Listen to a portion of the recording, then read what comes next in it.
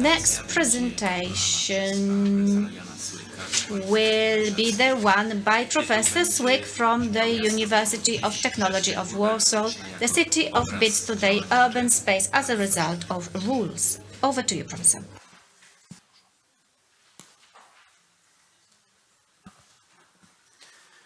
Dzień dobry, dziękuję bardzo za Well, zaproszenie. good morning and thank you very much for invitation. Ogromnie jest mi miło być tu z Państwem. It is my dzisiaj great w pleasure tej to be here with przestrzeni. you today in this space. I choć będę się zajmował And while wirtualizacją I will naszych kontaktów, naszych relacji, be talking również about naszych the wyobrażeń virtual przestrzeni, to nature proszę of mi our wierzyć, że po relationships doświadczeniu and our pandemii contacts and our space, głęboko wierzę w to, że believe me that after jest what we've been głęboko through, niewystarczające i we were bez through during the spotkań pandemic, takiego, bez I believe that możliwości is interakcji rzeczywistej, tej insufficient opartej na at all naturalnym without our interactions, without our sensual cognitive functions and impressions. We wouldn't be able to exchange our thoughts effectively.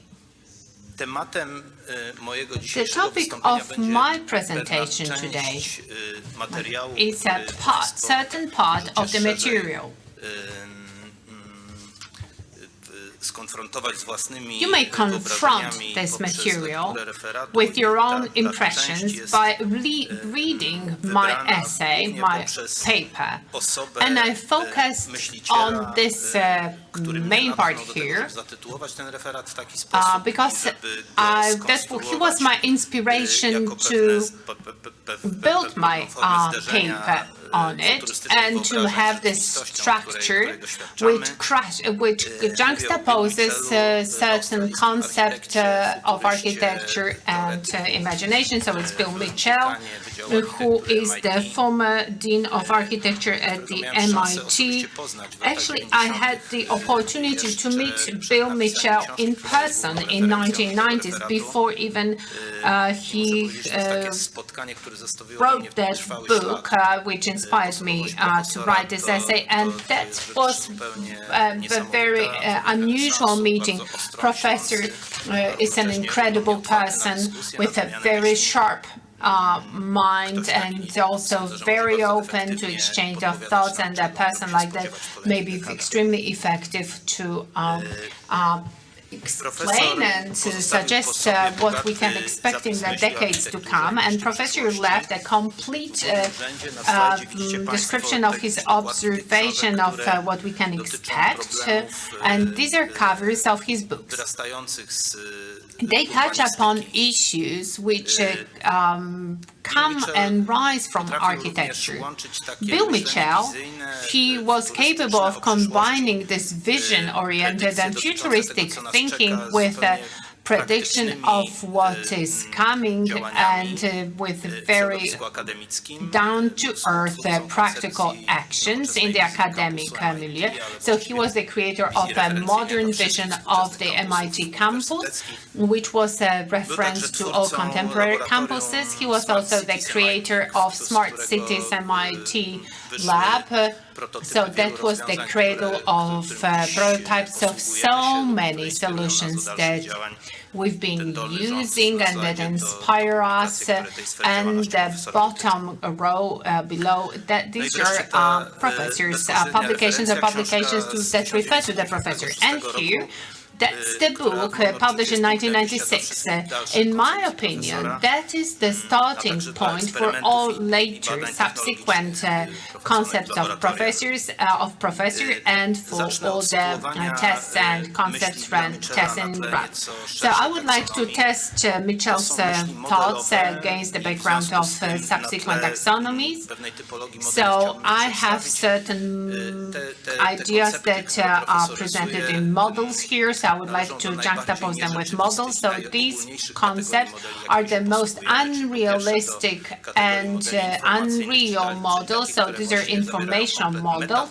They contain a complete set of metadata that refer to space, and also these are reference to the models of autonomous spatial environment, because professors were dealing with concepts that you cannot see right now, but which are based on contemporary experience, and because of that, they're highly probable. Pierwszy obrazek So the first image, stanowiący which odniesienie is do rzeczywistości, the jaką znamy, reference to the reality that we know, zaczerpnięty z naszego comes podwórka, from our po to głównie, own by zacząć area mówić of o tym, jak bardzo experience. organizmy urbanistyczne zależą od reguł, We które za want nimi to talk about the są. dependence of Reguł urban uświadomionych, reguł planning konstrukcyjnych mechanisms stosowanych on the przez rules. projektantów These albo are reguł, rules which are followed by designers, by wynikają ze planners, sposobu and funkcjonowania, these are z also potrzeb, rules z which are based on the way of operation and funkcjonowania needs sieci and ludzkich. pragmatics To, co widzimy, of to jest to miasto w Półtusku,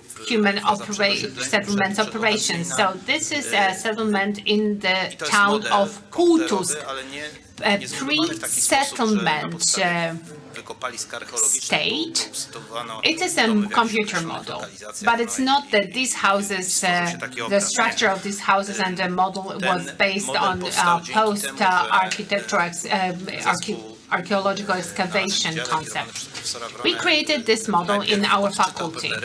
Under the direction of Professor Brona, we read the certain structural rules that supported that settlement. And on that basis, software was developed that allowed to follow certain architectural iteration. And these iterations are based on architectural and archaeological discoveries. So this way we can generate certain hypotheses that we can then check back. So if we read the principles correctly, then that tool can be a very efficient tool to design a city based on a certain set of rules. So let me give you another example. This goes back in time, but it's based on similar principles. 1960s plug-in city by Archigram. It is not only the theoretical concept which is based on the mode of operation and how elements cooperate. Well, the plug-in city could be also translated directly as a city which is plugged into the grid or network of relationships which generate certain statuses. Here we have information that comes from the real time and that causes certain configuration to be more or less realistic. And here city grows or shrinks and is based on the rules which have been initially written down by an architect. Before computers became popular, it was quite a structural concept to design cities. On the left, you can see the patterns by Christopher Alexander. So this is not only the reading of the reality. This is a reference to defining certain dependencies in communication, etc., etc. And on the right, you have the landscape synthesis by Lynch. So it is based on certain models, and this way we can interpret the city landscape and construct the city landscape. If our planning and of the future is not only a conceptual pattern, but it's a futuristic expression, and it's basically drawn or designed by an architect, then its features are more related to aesthetic models and features which support these visions. I don't want to comment on these images. I think you're very well familiar with them. So again, my choice is based on the fact that each of these images is not only supported by an intuitive and expression-based vision. There is a certain formal concept or observation here. We assume that there will be certain rationale behind certain statuses, and they prompt certain geometrical configurations that can be then recorded by using language. But then let us refer to the city of bits. These two concepts come together, and there is this very strictly formalized idea that refers to certain ideas and concepts of an urban space. So the professor starts from quite tangible observations. This book was written when US cities had to be turned upside down because of the necessity to route a fiber optic cable through them and in them. So the professor described that fascinating phenomenon. Then he moved on to a more theoretical comment. So the city of bits has its reincarnation of certain digital ideas that we know from our traditional life, and it also has its algorithms and its population. People who begin to behave like human beings and human beings that start to behave like robots. So then we have the architecture that can register certain information in real life, and it operates in a network. The city of bits is full of paradoxes, and it has a body and it doesn't have a body, and it's bodiless, in particular when we understand them through such additional interfaces that allow us to communicate with this digital world. So it's a continuous reasoning or understanding. So, for example, when we click hyperlink, we are transferred to another point with the content. We all know very well that such literature was also created without computers, literature that actually you can start reading from any point. And landscape, well, this is a futuristic vision. There is no landscape in the city of bits, but you can touch upon that topic. So let me start with two videos here. The first one is a very significant material for me, and this is an image of a city of 1954 painted by Steven Spielberg in the Minority Report. Actually, it wasn't Spielberg's intuitive creation. Actually, he invited to the hotel inside Santa Monica 15 members of the academia. These were top thinkers, top designers of urban concepts, and the leader of that team was Tom Mitchell, and they created an image with more than 10 key assumptions and technological solutions that follow. Make this city, which is digitally augmented, operates as it does. I'll go back to that in a moment. Then we have another video. This one is completely detached from reality. The Inception, 2010. This is a virtual city, and it is virtual in the sense that it comes from the environment of dreams. But as you can see, parts of that city come from our real memories and observations, from our sensual perceptions, but they are created through our concepts of and ways of, through our dreams. In reality, they become unreal, and they have these qualities or features that in the world of gravitation, in the world of gravity, do not happen. And then we have the third video, which is a sample of a potential city of bits. So this is a mixture of both these worlds.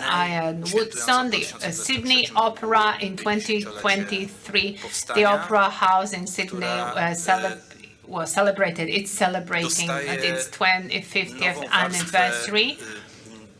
And it received a new layer of visual interaction with the surroundings. This is a 3D mapping with processing of reality that can be received through our senses and then transformed into something different, perhaps richer, perhaps different from what has been initially planned.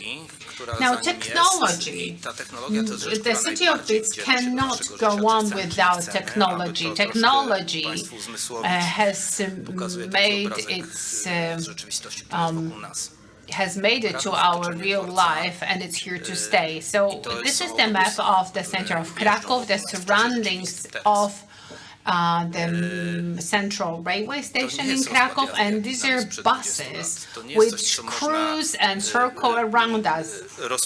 So this is not something that we can recognize, that we can learn, and then we can use and then apply as a convention. This bit of information comes from real life, is in real time, and may affect our life in reality.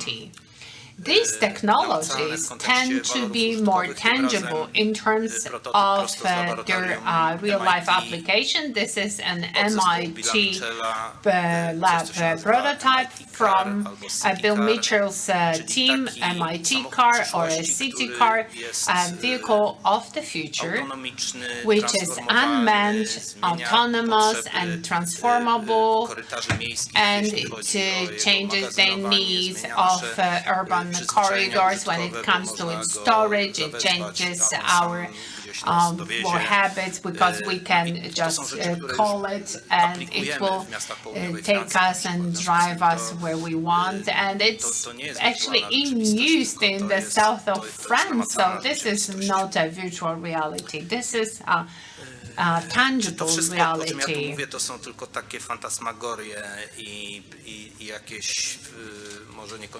It's my presentation based on dreams, ideas, and fantasies of a visionary who is no longer with us. Wired, monthly, 2 years ago, published this Minority Report devoted article.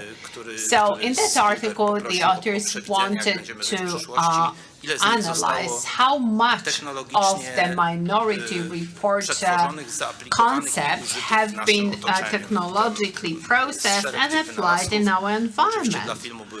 So we have a number of inventions. So for the sake of the film, we had a whole list of inventions. So you have this whole list in this Wired magazine, and I marked in bold those that may have some urban planning context, and in orange those that have been already consumed. So for example, iris scanning, and then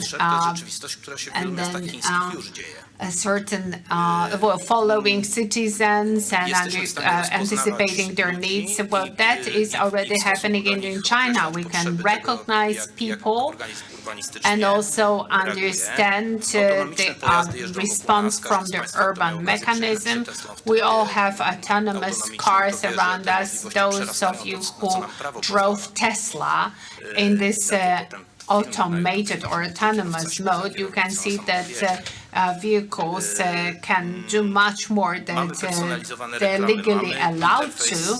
Then we have personalized advertising, we have gesture-operated interfaces, we have other changes of things that change our cities. And these changes, they change social behaviors because they refer to a markedly different sphere of perception. I do not have the time to tell you about the impact of these phenomena phenomena on designing the urban space. But let me start with showing you a model of the city of Tampa in Florida. This is a model which is mapped with digital projection based on the real-life monitoring, so you can see how the city fills with the traffic in traffic corridors, and then we can focus on different parts of the city and consider whether they're friendly or unfriendly, whether we like them or we don't. So we can light it up. So that shows the participative city planning and discussion with the residents that can show what is happening, and this is up-to-date information which is updated as we go. Then we have two short videos from our faculty. So this is an interactive table that has been created by our IT department, and then we have blocks. These blocks are buildings, and depending on how we program the tool, then it helps us to make a decision. So these wooden blocks are public utility buildings, and these color marks on the surface, so these are certain participants that would group into certain areas or zones of the city. Then we have another application. In this application, we analyze Warsaw in terms of bicycle traffic, so we can analyze potential routes and their duration. So we here determine the comfort zones and the distance of 3, 5, or 10 kilometers. And here we have simulations of new potential cross-river communication and designing bridges. Well, this is actually students' work, but we may set up certain algorithms, and we can easily imagine that we can retrieve some information on the bicycle traffic in such areas. Then there is this company in San Sebastian in Donostia, Spain, that has been set up by our PhD student. That company prepares animations that analyze theoretical access for traffic and access from any point in the city. Then that city can be mapped by using color visualizations, determining zones of which are more or less accessible, and determine the transportation zones and preferences. So finally, about the interaction, are we as humans able to receive and have this perception of that city of bits? We may be using simple interfaces and with our smartphones, but we cannot fully immerse in that reality. And here we've been working for years to overcome these limitations. So it was at the time when Peter Cook was drawing the plan of the city. So we have a virtual interface of reality, which is an engineering concept. This is a pantograph hanging suspended from the ceiling, and here the participant can see the virtual reality around them. And here on this, in this film, we have perception of a real city, of an ordinary user with an interface. Unfortunately, I do not have Google Glasses on me today, but Google Glasses give me also contextual information depending on what I would like to have. So we have all like big parts of the city of bits that we would normally fail to see. So, for example, if there is an underground traffic interruption, I get the right information, and then I can have more information or how to move or what traffic type of transportation to use. If I have pass by a bookstore, or if I pass by a poster or a billboard, I could, for example, pop in and buy a book, and I can check whether something that I have on my mind is there. Is that a realistic perspective? Are we going to start operating like that from tomorrow on? So Google Glasses technology is no longer supported because of legal issues and users' resistance. That was largely because of the information that the technology was taking from us, and that which we were not very much willing to share. We had to compromise on our privacy and on our anonymity in order to use the technology. The technology can register whatever we explore when we explore the surroundings in cities. In my opinion, it is not about technology. It is not about the degree of advancement, progress, technological level of certain tools or devices that we use. It's also a question of about our lifestyle and our needs, and whether and if a human being can and is able to accept that type of operation or functioning in that composite technology that exchanges information with a human being in very many different ways. And I'll be very happy to discuss this concept with you if you're interested later on, and thank you very much for your attention.